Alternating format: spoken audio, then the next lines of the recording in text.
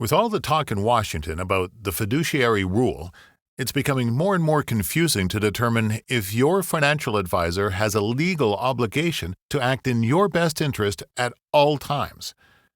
According to Fidelity Institutional Asset Management, there are 309,000 financial advisors in the U.S., and they all fall into one of three categories.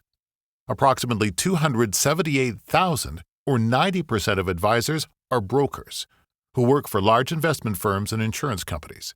They are paid to sell financial products, mutual funds, annuities, and life insurance for fees and commissions.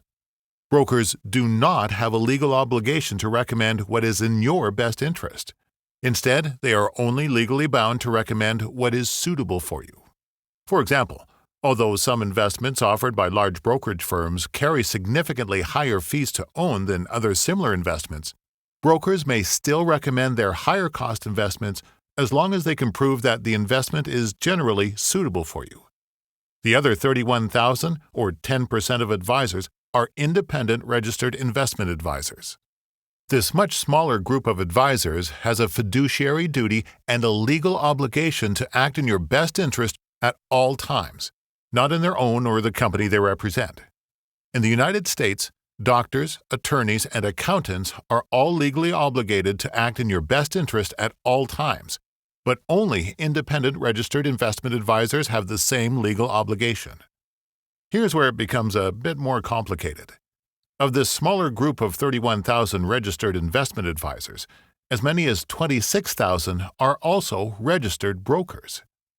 As challenging and confusing as this is to believe, this is 100% legal in the United States. They can play the role of an independent advisor who adheres to the fiduciary standard, and then a moment later, they can switch hats and act as a broker earning fees and commissions for selling financial products. This leaves only 5,000 or 1.60% of the 309,000 advisors in America who are pure fiduciaries who offer independent, transparent advice without any hidden conflicts of interest.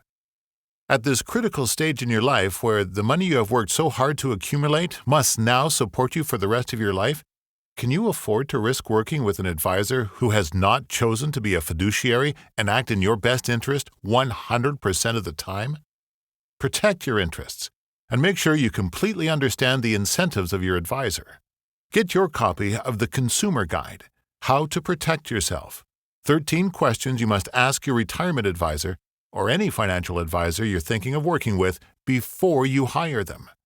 Visit theretirementcoach.com and request a free copy right now.